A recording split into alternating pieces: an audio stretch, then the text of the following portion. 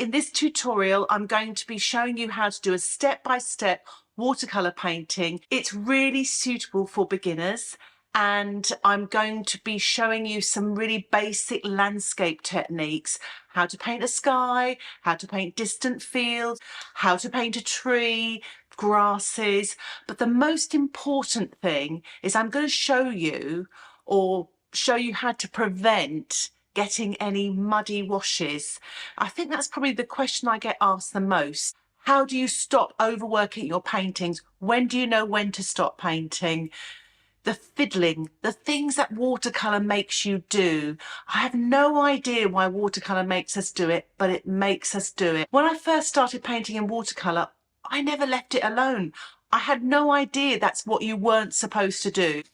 It's only after time and just practice, it's all about the practice, that's when I realised that was the secret. That's the whole big secret of watercolour, is actually leaving it alone. And it's that stop yourself fiddling, make yourself put the brush down, because that's where you will get success with your watercolour. That is the key. It's less is more. If I could sell the t-shirts, I would. Less is more when it comes to watercolour, more than any other medium, I would say. It's because you're using water, it's very wet, and the thing that can happen is it can just get so muddy. So come along on this journey with me. I'm going to show you all the tips of how to prevent mud, when to stop, when to let things dry. And I hope you enjoy it. I hope your painting improves by watching this video. So shall we get started? So here's the amazing photo I'll be using from pexels.com, and a link for that will be in the description below. Here are all my materials. I've got my palette, a selection of brushes, some sponges, my watercolour paper, which I've taped down with some framing tape, which I use instead of masking tape, so it seems to be a little bit more gentle on the watercolour paper. I'm making an orangey colour now with red and yellow. The cloud shadows, I'm using Quinacridone Rust, Ultramarine and a touch of pink. I'm using Cerulean and Ultramarine for the blue sky. And I'm also mixing some red and yellow ochre for some of the warm colours on the bushes for later. I've mixed up a limey green and Prussian blue there. As you can see, I'm now making a darker green with the yellow ochre and Prussian blue. So now I've got all my colours mixed up in advance. I'm wetting the paper with some clean water. Make sure you give it a good soak and don't have any puddles. So now I'm adding my Cerulean and Ultramarine wash. The paint is sort of medium, sort of creamy consistency, not too wet. So I'm putting it in the blue sky area. And now I'm putting in my yellow wash. Make sure you leave a big gap between the blue and the yellow. You don't want your sky to turn green. And then I'm putting my orangey colour, that's the yellow ochre and the red. I'm putting a little bit more of this yellowy wash on the horizon, and just making sure that paint stays away from the blue. So I put that red and yellow ochre wash almost like a bit of a barrier so they don't mix and make green.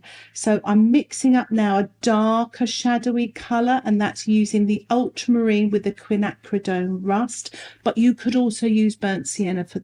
So I'm continuing doing this wet in wet. So make sure the consistency of your brush is the same as the consistency on the paper. Otherwise, you're going to get those back runs if the paint's too wet and your paper is drying. So just continue painting this either wet into wet or damp into damp. So you can see the paint's not running all over the place. And I'm actually doing this on the flat as well. So I'm actually putting these in the sort of negative spaces and just putting in a few of these clouds as well on the horizon area. So you can see the paint isn't too watery. I'm tilting this to the side now because some of the paint dried off a little bit on the edge, and I'm just using a spritzer bottle loaded with clean water just to get the paint moving, and then I'm going to mop that up with a tissue. Just make sure there's no excess water on the outside edge of the tape. So just talking about muddying washes and fiddling and less is more. Now's the time. Just don't go back to that sky. Do what I did there or something similar, but don't go back Don't try to perfect it. You don't fiddle. Remember, less is more, and that's where the mud comes when you start fiddling. If it goes wrong, wash the sky off under the tap and start again. I'm just now putting in the yellow washes and this limey green wash in the foreground, wet into wet. Now I'm going to put some of the darker green in, mainly damp into damp. So this paint is actually creamier than the limier green, so it doesn't run too much, and you get these lovely sort of darker areas and shadowy areas on the grasses. So I'm just painting damp into damp now, these middle distant bushes that are in the painting, just putting them on. So with the damp into damp, they don't sort of blend too much. So you can see a soft outline, fuzzy edge. I've let the painting dry naturally. This is so important to let all these washes dry. Don't work on even mildly damp paper. Make sure it's absolutely bone dry. Such an important rule, and that's the key to not getting back runs and not getting any mud in your paintings. I'm just putting in here ultramarine with a tiny touch of yellow, and it's quite a pale watery wash, and it's just for some little bits of detail in the distance. I'm making these marks very small so that it creates depth in your painting. Just using a little bit of water just to soften that so it doesn't stand out too much. I'm putting a little bit of that red mixed with the yellow ochre just to the left of these distant trees, just to give it a bit of warmth, using a small brush still. And now I'm going to mix up a darker green. That's the yellow ochre with the Prussian blue. As you can see, that colour's quite creamy. And I'm just wetting this side of the hill here. And I'm painting now this dark wash damp into wet, because I want the damp paint at the top to stay, but at the bottom to kind of run down. And you can have your watercolor paper on a little bit of a tilt here. I've swapped to a slightly smaller brush because I felt it was getting a little bit out of control, but I'm just putting little textures on the edge there just to really sort of define that edge, especially against that beautiful sky behind. Okay, now I'm using a natural sponge to do some sponging, one of the things I love to do. So you wet the sponge first and wring out all the water. I've made that thick creamy paint, and now I'm sponging some of the textured edges here, and now I'm mixing up some more really dark paint, and that's the Prussian blue with the Quinacridone rust, and I'm just again putting it on that edge. The paint is creamy. You need to make lots of paint when you're sponging as well, and you need to make it quite creamy. The other thing I want to say about sponging is when you apply the sponging, press very gently, you get a lovely texture. Don't press too hard because it flattens out the texture. I'm painting all of this wash now, damp into damp, putting this glorious dark colour, the Quinacridone rust and the Prussian blue, just to create some lovely darks. It really pulls out that side of the hill. So after applying all that lovely dark, I'm actually just getting my large mop brush here, just softening that a little bit so it doesn't, it doesn't sort of pull your eye too much to the right hand side of the painting. I've wet the whole of the foreground grasses here, and I'm putting this dark on, and look how that paint runs. It is so exciting. So I'm just add a little bit of Quinacridone rust to there, just putting that to the right hand side to have some shadow of what the hill makes on the side of those grasses. And just everything here is kind of a little bit of damp into damp, but a little bit of wet into wet as well. So you don't want things to run too much. You want to create a little bit of control. The way you get this sometimes is just through practice. So don't be too hard on yourself if you have a go at this and it doesn't go quite right. Everything you learn, you'll just keep learning all of the time. So I'm just adding more and more colours here. I'm doing these sort of middle distant bushes here, or trees. I've added a bit of yellow ochre to the Prussian blue, and just putting on the light on first, and now I've got this thick creamy paint, and I'm going to put the darks on these middle distant trees, and I want the paint just to bleed up into that lighter colour that I've just created. This is a great technique for you to practice. It's just that consistency of the paint and the way it moves. You don't want it too wet. If it's too dry, it won't move. So it's just getting that practice in to get the feel for the paint. Another really good tip is just to paint areas just once. Don't keep over painting the same area, letting your brush go back and forth. I know it's hard to do, I do it myself, but if you can discipline yourself to do this, your paintings will look so much fresher. I'm using my pencil now to just draw some of the branches and things in the trees, a bit of texture, and now I'm putting this sort of mid-tone green on the left-hand side of the painting here for some of these bushes, and now I'm putting another dark in, damp into damp. Remember, just sort of paint this once, don't overwork. And the other thing is keep going back and getting fresh paint. Okay, another good tip to stop muddiness is to keep changing your water. I have been so naughty in this video because I haven't, but if you do that, you'll get fresher colours.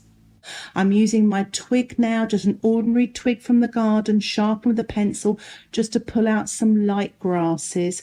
I'm now mixed up some limey thick green, and I know this looks scary, but I'm using my sponge and I'm sponging this colour into the sky, and you can see this natural sponge creates lots of beautiful texture. Remember to gently as you go, don't press too hard. Isn't that an amazing effect? It's so wonderful. And the different sponges give you different sorts of textures. So bear that in mind. I'm now putting a very thick creamy dark on there. This is kind of damp into damp, so that dark will slightly blend with that undercolour, but you can do this wet on dry as well if you're a bit scared to do the dark into the sky.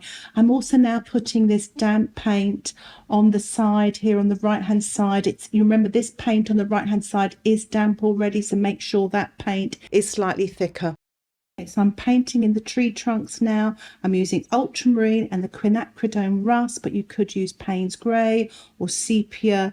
But I'm using a liner brush now, so it's not quite as long as a rigger. I find riggers can be a little bit hard to control. Instead, I'm using this liner brush just to paint in these branches now as well.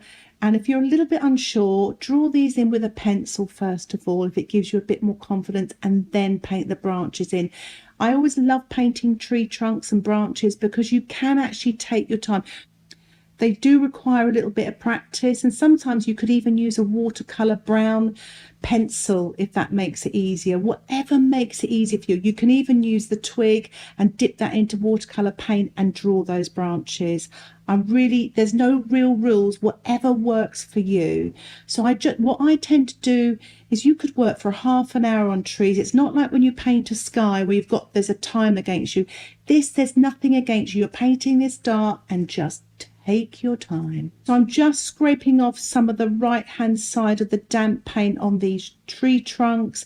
I'm using a wooden key from a canvas, but you can use a piece of plastic card, whatever suits you. It just shows the light hitting the tree. Now I'm going in with thick creamy paint on with my sponge. I'm sponging a little bit of dark in this area of the painting and a very light touch in this sky area. Because it's looking quite dark in that left hand side, I'm just pulling out this damp paint, again using the wooden key, but you can use a plastic card. It's very effective though, because it does create some nice light and texture, so it's quite a nice exciting thing to do.